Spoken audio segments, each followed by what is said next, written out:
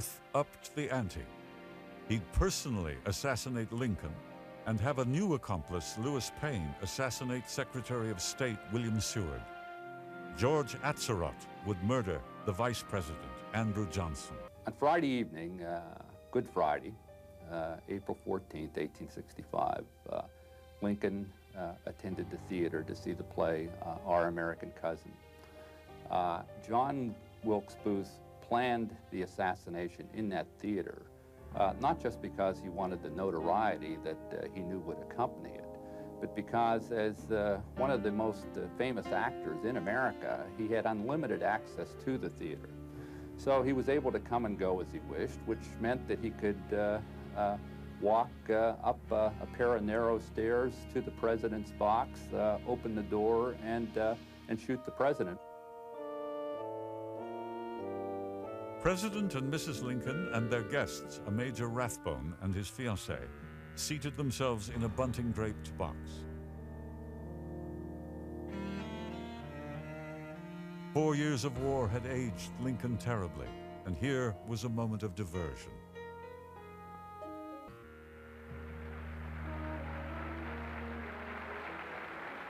Amidst guffaws and applause, Booth entered the box.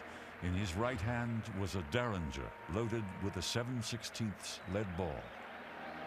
Booth aimed the tiny pistol at the back of Lincoln's head and fired.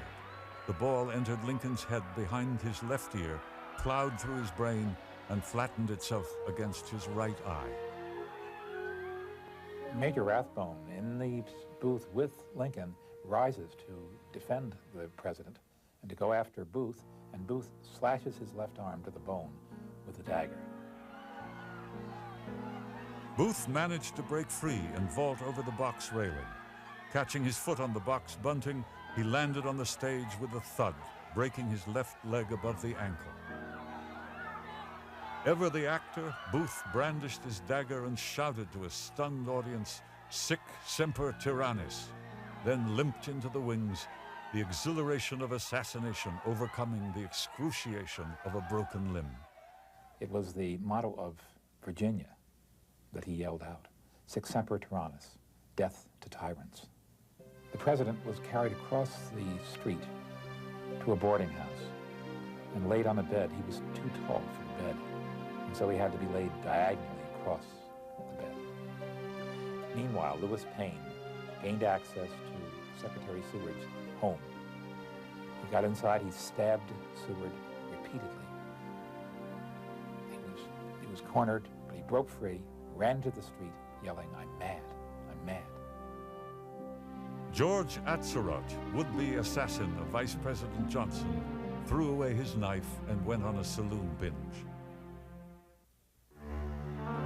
At 7:22 a.m. on April 15th, 1865, President Lincoln stopped breathing. It was the first time in 4 years, probably, that a peaceful expression crossed his face. The pursuit of his murderer began.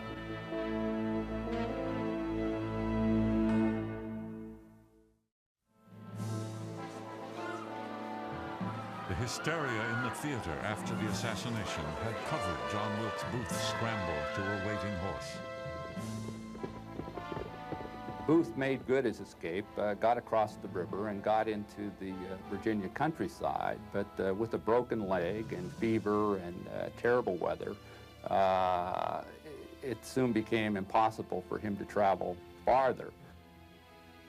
Booth was finally run down and surrounded by troops in a tobacco barn in Virginia. The barn was set afire to flush him out, and he was fatally shot in the neck by a soldier who had been a prisoner in the Confederate hell camp at Andersonville. He died in agony hours later. His last words were, "Useless, useless."